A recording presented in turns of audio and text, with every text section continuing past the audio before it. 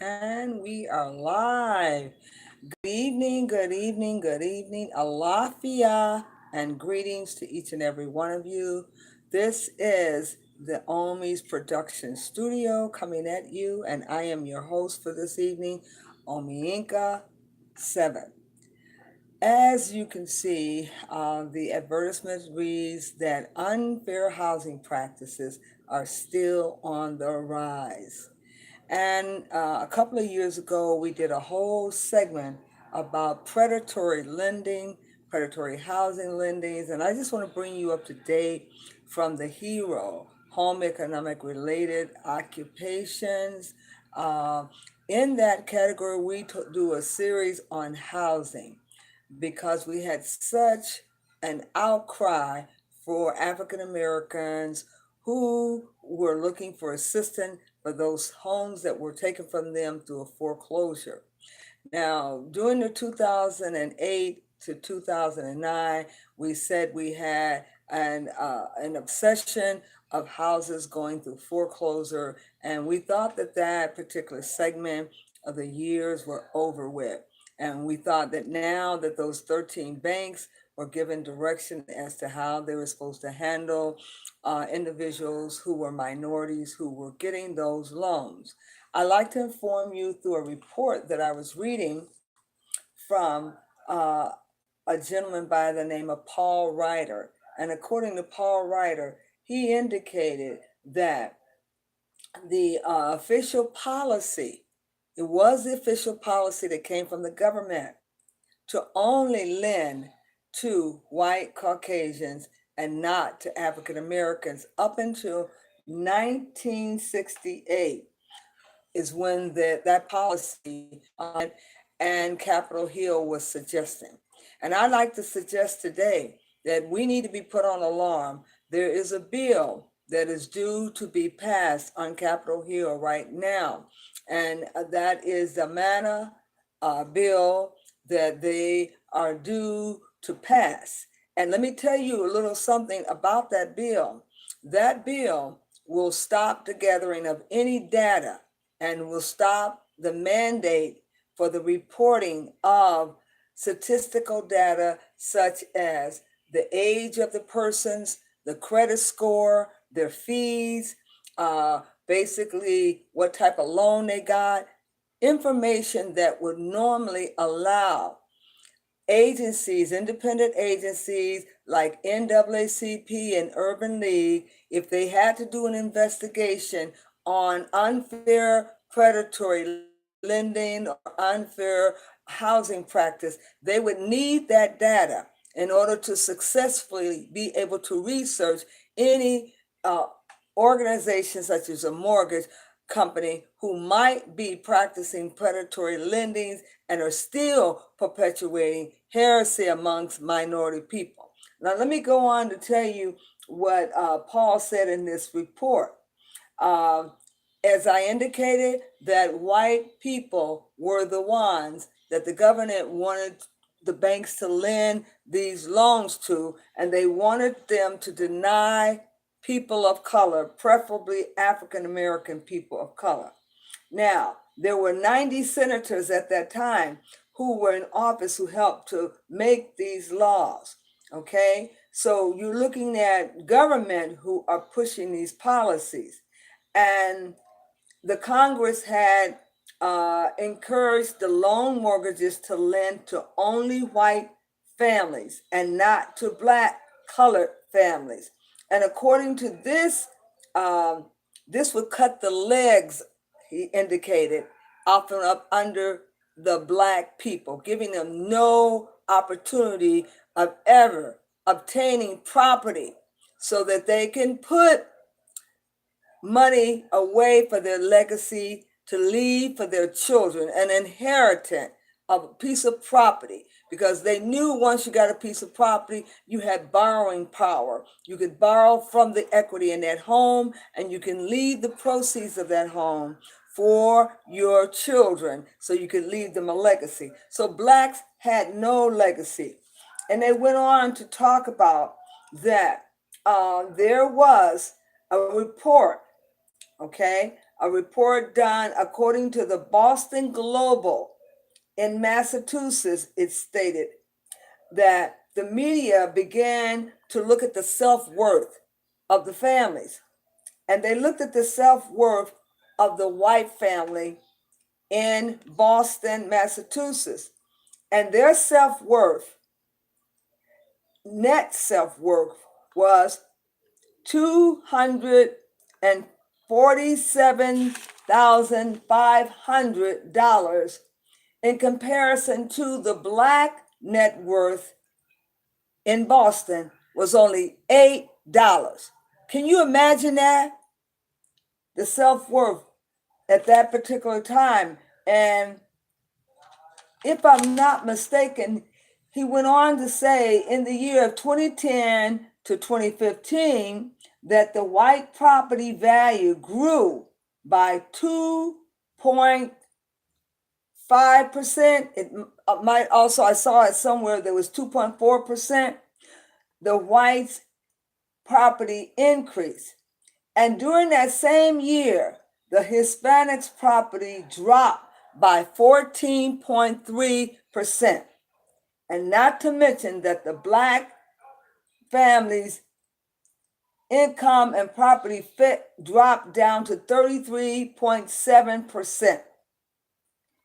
And in 2015 to 2016, the whites with the same income and the same credit score, they did a research on this. They used this data that they're thinking about removing off the market. They used this data to show that those same African Americans who had the same credit score as a Caucasian and the same income, that 2/3 of the loans were given to the Caucasians and not given to the blacks when they had the same credit score and the same income.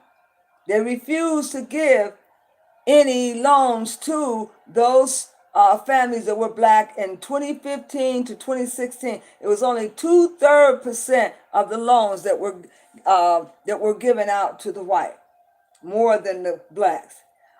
It was discovered that the blacks in 61 cities now, and they did this research through this data, through the Humana data, through 61 cities were more likely to be denied a home loan compared to the whites during those same years of 2015 to 2016. And the reason why they knew this, they indicated, because they were able to use this Humana data to find out this information. Now, herein lies the problem. Without the Humana data being collected and being mandatory, it was only 85%, 85 individuals that they were collecting this data. This Humana data reports, without having the report, it would be impossible for anyone to prove discrimination in housing practices.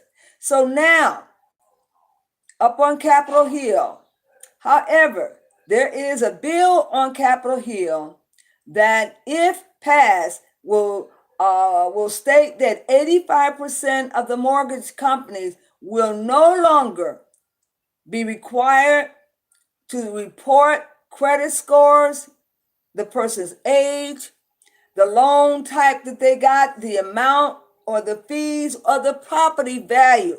These are pertinent statistics that are needed for any independent organizations such as the NAACP, the Urban League, and other advocacy agencies that are working with families who are minorities who have been discriminated against when they're trying to prove a case. They need those statistics. But up on Capitol Hill, they are now proposing a law that will not require them to report, and that passing will state that only 85% of the mortgage company will no longer have to report So that would leave a great portion of people that don't have to report. And without those statistics, you will no longer, or they will no longer, the advocacy groups, be able to successfully prove that there are predatory lending practices and discrimination in housing.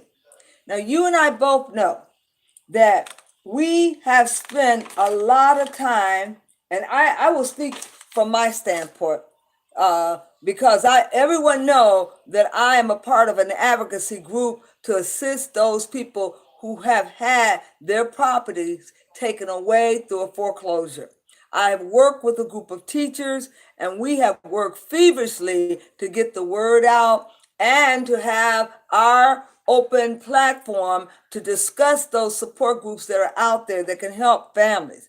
Now, things are worse now than they were back in the 2008 and 2009 when this housing overload started and stockpiling started of stealing houses away from young Black teachers who were prime candidates for predatory lending, robo-stamping, and we now know that all that robo-stamping was illegal, and it was the same person stamping off on every document claiming that the president was there, when in fact we know that that was illegal, repetitious, predatory lending and robo-stamping. And it was heaped upon mostly our Black female teachers. And they got them into the balloon situation where their homes ballooned and skyrocketed after so many years of being in that house, then they could no longer afford it. Was it intentionally done? From what I understand, it was. And once a person's house has been sold without the note and without the deeds, it's a little difficult, from what I understand, for a home to be put on foreclosure, because you must have the note and deed at all times intact with that document. But nevertheless, they were still selling houses without the deed and without the title. Now, a lot has gone wrong since the last time that they called those 13 banks and demanded that they offer a remedy. Now, how do you get the banks to offer a remedy? Shouldn't there be a third neutral party involved that will reinforce the remedy being carried out? A number of people were told that they could go in with their lawyers after the case had been settled, and they could bring their own personal private cases against these mortgage companies. I don't know if that's been going on, but now it's popping up again. If it wasn't already hard for a Black person to get a loan during that particular time of the year when we had an excessive amount of foreclosure, it is now even worse, because if you couldn't get a loan back in 2008 or 2009, you sure can't get one now, because the man is putting it to the Black people, and they're making it awfully, if not next to impossible, for them to qualify for a mortgage. So they're in worse shape than they were before. So should we let up off of informing and educating? And should we sit back and say everything is better now? You can go out there. We fixed the problem. No, the problem has not been fixed. As a matter of fact, I've been asked to ask as many volunteers to make sure that they vote against this bill being approved. If need be, advocate on Capitol Hill through a letter writing procedure to stop the bill from getting through. It is a bill that will damage all Black people from ever purchasing a home, because if there is some predatory practice, you won't be allowed to have access to those documents to use that as your backup to support your cases in predatory lending. So, in order to come out and really offer your help, you must be informed. So, I did send out today an actual platform of a young lady who was talking about the whole procedure on this new policy where they're going to eliminate uh, the the um, the bill for the requirement to have reporting factors where you're reporting on every person that you give a loan to. So therefore, we know a number of people can be treated with partiality and given favor. Just as I told you that there were the same black faces that had the same credit score and the same income who were not able to get a loan and who were turned down, opposed to the Caucasian who had the same income and same credit score who were given and granted that loan. So we know that the predatory practices are still prevailing. And we know that a lot of black people won't get into a home now. If they didn't get into one before, they sure won't get into one now. So we should have a more keener eye in looking at what has happened after the 13 banks were indicted and what has happened for those new first home buyers. Are they catching hell now? Is it worse than what it was? Well, I would say so. If this bill gets passed, it's going to be devastating. And the NAAC thinks so, as well as the Urban League. So they have rallied to get out there to make more African Americans informed about this law in the potential wing, in the queue waiting to be approved. We can't sleep on this one, people. We've got to wake up, because I know and you know that nobody wants to stay in an apartment all their lives. They cannot build a legacy for their families and their children. They cannot build equity where they can borrow from and use it so that they can build their corporations and set up businesses in their family. We need more people to own homes. And I said that because I will own a home again. And I think it is necessary for all families to own a home, because it is your piece of apple pie. It will allow you to draw from it like a bank. It will allow you to move in areas where your equity will advance and you will build on your property where you can use it to your benefit, and you can borrow money for your children's education from your house. It functions like a bank. For those of you who think that they're doing so well and they don't ever want the responsibility of a house, you better think twice. Because when you can't get a loan, or your family can't get a loan from the bank, you can borrow and take out a second loan or a second mortgage on your house and borrow from yourself. But every African American who claims that they're indigenous, Aboriginal indigenous, there again goes that 160 acres of land that we never got. And we should be really, really monopolizing on this new procedure for all those who were part of the scheme of predatory practices and unfair housing lending, and who were caught up with those 13 banks. Every one of those people should have had some opportunity to either refinance their home with no interest rate or low interest rate, or they should have been able to get a modification, or they should have been able to purchase their first home. But a lot of black people didn't benefit from those 13 banks being indicted. A lot of black people didn't even get the $3,000 that they were issuing out to those those men and women who were part of predatory lending practice. Some women and men are still under the bridge looking into their houses, and they're still not back stable again. But we got laws like this to come in, to sneak in, so that we won't ever get a fair shake at looking at predatory practices, because we know that that is what will help us with our predatory practices.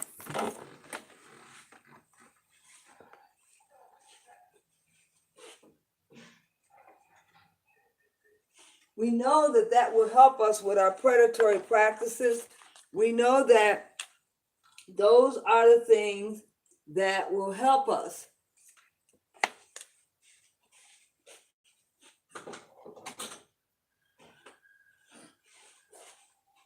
Excuse me.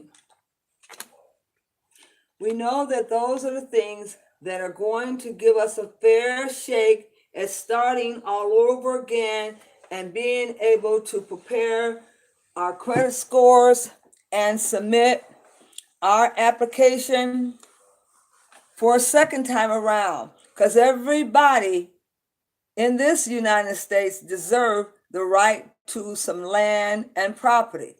Now, we have a situation because a lot of people are not informed about what is going on. A lot of people have no idea that this bill is getting ready to be passed.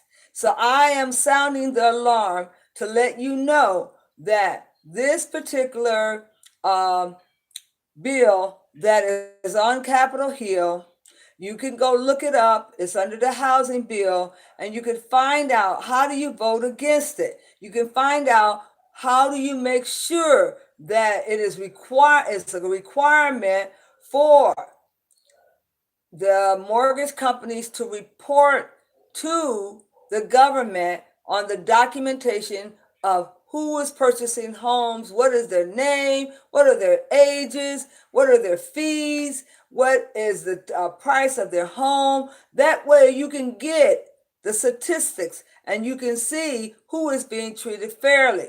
Otherwise, if that documentation gets buried, you'll never be able to prove any of these cases under predatory housing practice because you won't have the data to be able to go to bat for these people who are going to places like NAACP and Urban League for help. Now, we've got to do our due diligence and we've got to get actively involved with those two agencies and asking, how can we be an advocate? How can we assist you? How can we assist you and help you so that when we get ready to apply for our loans, we are not being rejected and we're not being denied?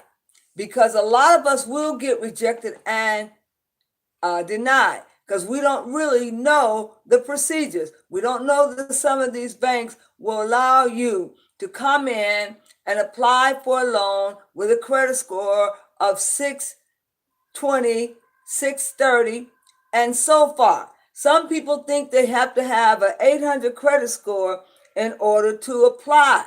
Now, here's where I see some discrepancy. For a person who has a good credit score that's married, and if their spouse's credit score is not up to par, but that's household income is in the household. Some of these loans are now saying that your husband can't be on the loan because his credit score is not up to par. But we can use this income to qualify you for this particular program. And there are many programs out there. Take your pick. If that is the case, if his income has qualified you for that program, then his income should also be used for the debt to income ratio to qualify you. Where they're getting off at is that they know that these married couples need the total income.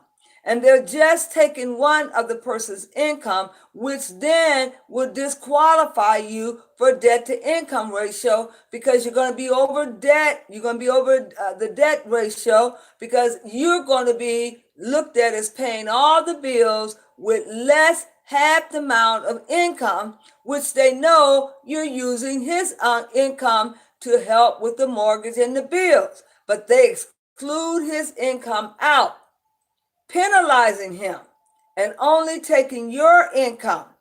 And when that happened, you no longer can qualify for as much house as you thought you could because they're only taking your income, which qualifies you for less amount of a home.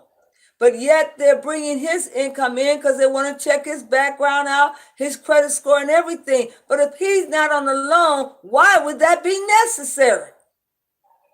Now, One thing I have spent a lot of time is studying about housing practices, because at Purdue University, in the School of HERO, Home Economic and Other Related Occupations, they prepared us and gave us courses on housing and how to purchase homes and the procedure. So I knew that information ahead of time before I went out looking. I spent over 2 years looking for a home. I was ready. I had my credit score up and above the requirement. Now, sometimes when you're going on retirement, you are working with half the income, and you're going to need your other significant other's income to add with it.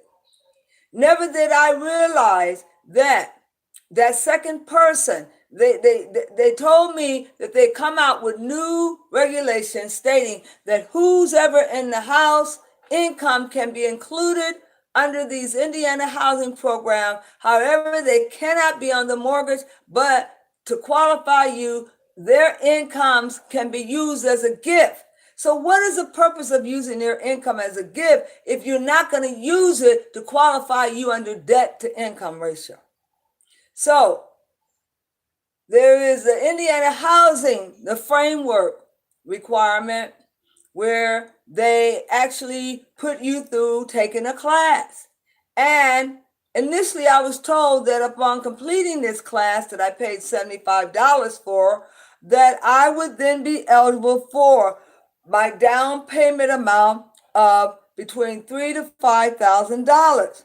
And that was not just for my fees, but it was for down payment.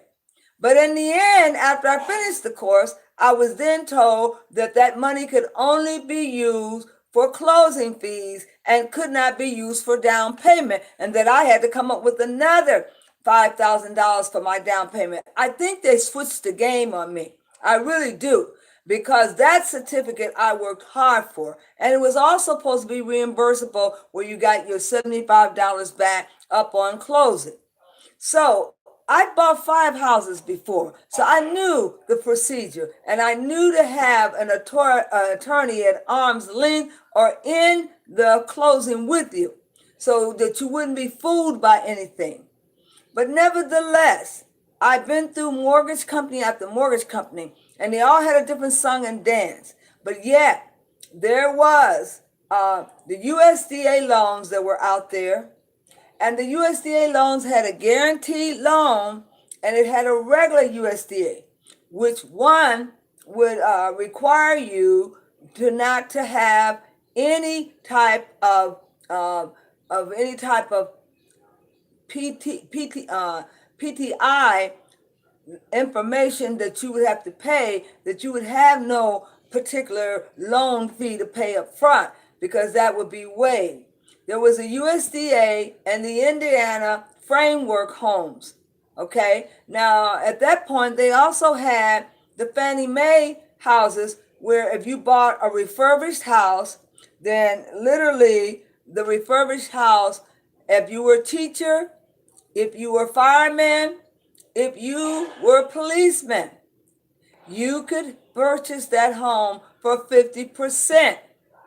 However, that home had to be up to par, and it had to qualify for meeting the requirements for closing.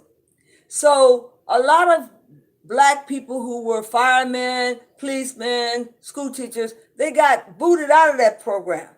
So you had a number of different programs that were supposed to be there for first home time buyers and individual. Because if they gave you that $5,000, the first 5 years were being forgiven as long as you stayed in that house for continually 5 years. Each year you would have a forgiveness going on, and eventually they would discharge $5,000 loan, and there would be no more loan on that. I am seeing so many people be discouraged with the possibility of ever getting in a home, because they see that after we had that terrible episode of all of the mortgage companies shutting down and leaving the profession and the realtors. So they have scared a lot of people against the cumbersome problem of even going in to make a bid on a piece of property or getting a loan. But just as sure as you're sitting there, everyone in their right mind must realize it is our birthright to own property. It is our birthright. And I know this because after purchasing 5 homes and knowing exactly how to sit through the closing to make sure that it goes smoothly.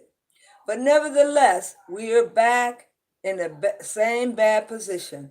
They've not stopped discriminating against African Americans and predatory lending. It's worse now. And I know that because I was out there in the market trying to look at purchasing a home and looking at all the procedures for purchasing a home, I knew like the back of my hand.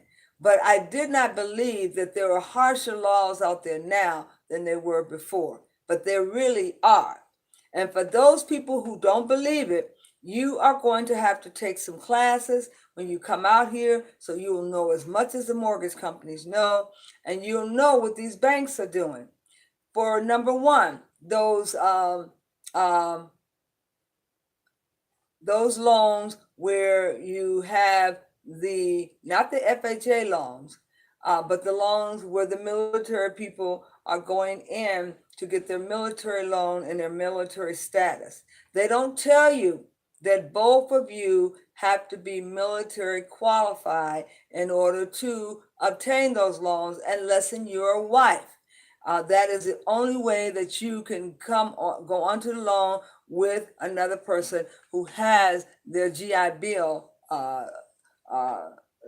regulation and qualify for a house under no down payment. They want to still charge a percentage for that other person on the loan who is not a part of the GI Bill plan of 12%. And if that person that worked in the military did not become disabled and they retired from the military, they are not entitled to a full no down payment. They must also pay a percentage of the loan. So there's a lot that needs to be discussed. And our people in the church need to invite someone to have a discussion on housing, because a lot of our people are clearly lost and have no idea of what is out there, especially those soldiers for the first time who want to use their GI Bill, and they go out there and they discover if they're not married and they want to put their auntie or their uncle on the loan with them, they can't because the penalty is too high of 12%. Now, I want to say that we should all be coming together on these airways to talk about how can we voice our vote against them canceling the requirement for these loan mortgage companies to have to report the data on the Humana information. We need to also call our senator and say, when is that bill going up? When will they be voting on it? How can I send in my vote against them not using that Humana bill anymore? How can I voice my opinion? But it's very vital that we should know that we need to talk more about what does bankruptcy mean to a person that's losing their house in foreclosure? Does it save their home? How can they intervene with the Chapter 7 opposed to Chapter 13? And what does a Chapter 13 do? Does it reorganize their debt, but yet they still are obligated to pay? And does a Chapter 7 wipe out all of the candidates' debt? All these things need to be talked about. And if there are lawyers out there that are willing to give pro bono services to clients who can't afford to pay for their bankruptcy, I will offer the training. And I've been told that if I can find some pro bono lawyers to offer the training to them free of charge, as long as they will give freely back to individuals who need to file a bankruptcy in order to just maintain their home or to hold on to it a little bit longer until they have a way of escape. But it seems like only the rich people have access to bankruptcies, but that shouldn't be happening. The poor elderly should be also able to access a bankruptcy procedure when in fact there's no other way out for them. There are some tests that they have to take to qualify to be able to file a Chapter 7. And that is not a reorganization, that is a release of every bill you want to put in there. Some people do not want to put their homes in there. They want to leave their homes outside of the bankruptcy and they want to reaffirm the home. Some people want to put the home in there. But it's clearly up to you, and you must advise your attorney as to what to do. But I know we need more attorneys that are practicing pro bono bankruptcy that can do the bankruptcies for free for the elderlies. And we have a program where the lawyers can perform pro bono services for bankruptcies for people who can't afford it. Now, I'm saying that to let you know that you have a write-off under your Schedule C when you own property. There are certain things that you can write off in your taxes, and if you are using your home or your room for the business, there's certain things you can write off under Schedule C. And you can itemize when you own a house, which gives you a write-off. But if you do not own property, I'm told that you can write off your apartments, but I don't know to what percentage. It's a lesser percentage, but I know you can, in filing your taxes, you can write off the actual percentage of the payments that you make on the lease of your apartment. But let me say this for the record. There are a number of people that know they need to get involved because they are suffering right now from foreclosure repercussion. Some of them have gone through a lot of problems from having their home foreclosed on, and some of them are going through a foreclosure right now. Then technically, I sent out on Facebook the information talking about the bill getting ready to be passed. I don't have the dates, but you can call your senator, you can call your congressman to find out about the Humana bill that is on Capitol Hill that is going to be approved or not approved so that they can have 85% of the mortgage companies reporting on the statistics and data of those homes that have been bought and sold so they can use that statistics to assist and aid in those predatory lending cases. Now, a number of us don't understand that having property is very, very important. It becomes like a bank. And some of you own more than one property, and you ought to be definitely involved in making sure people are properly informed.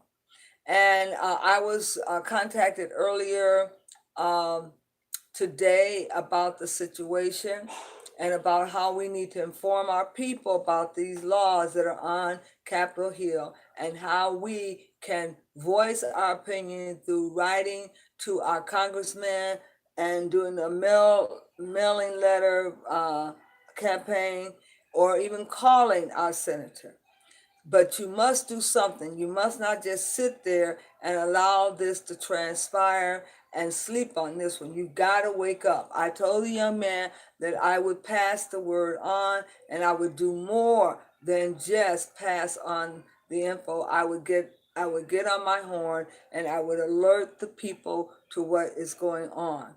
And surely we will have to look at, just because we're talking about becoming an Aboriginal indigenous person, that land right now, those houses are stockpiled for somebody else's children. And if we don't step in and claim our land and claim the land that we have actually paid for, then they're going to take the land away from us that we've actually paid for and claim it's theirs. Enough is enough.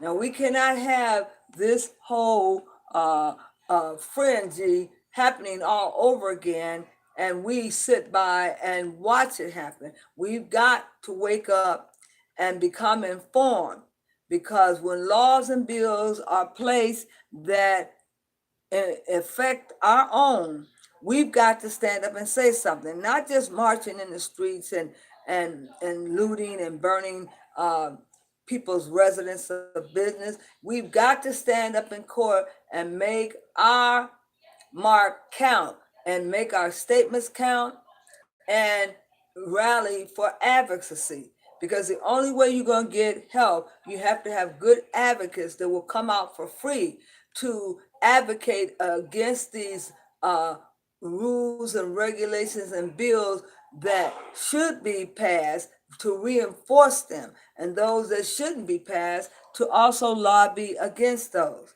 But you cannot do anything unless you're informed. We must be an informed party. We must, and a lot of times people send you notices and want you to jump up and down and rally on issue, but you got to be informed on things. You can't be out there talking about stuff that you don't have all the detail. And this one I am somewhat informed on because I'm aware of what's been going on in the news to the housing regulation and how they were supposed to fix this problem by allowing these 13 banks to go back and remediate these people who lost their homes by offering them options of reestablishing their home through modifications, either through interest rate reductions, and some of them might even choose to do a short sale. But they were instructed to work with these people. How many of you have had a call from these 13 banks offering you any help? How many of you have gotten your homes back? How many of you are still on the outside looking in while your homes are still in REO? But it's very vital for teachers to really hear me, because us teachers got together from California and we helped to write these briefs and we helped to put together the statement papers of the motions for these young women who were trying to fight to motion for their homes to get them back from the court system. A lot of us are still in a battle and a lot of us are still fighting. But we have to say that now that we know that this documentation is floating around saying that they don't want 85% of the mortgage companies to report the information about the statistics. We want all the statistics and then some, because people are going to have to prove their case. And without the statistics being available, it would be pretty doggone hard for anyone to prove predatory lending practices or discrimination of housing practice. And that's what they're trying to smooth over on us without us knowing it. And we can't sleep on this one. We have to stay awake.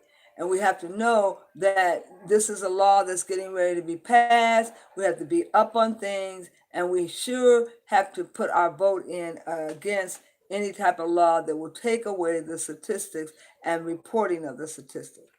Now, I want to say thank you so much for taking the time to listen. But what I also will say to you is that our HERO program, from time to time, we present information on home economic and other related occupation. And this is related to housing. So we want most of you to be able to understand that you're going to have to take some classes if you're planning on purchasing a home for and you're a first home buyer.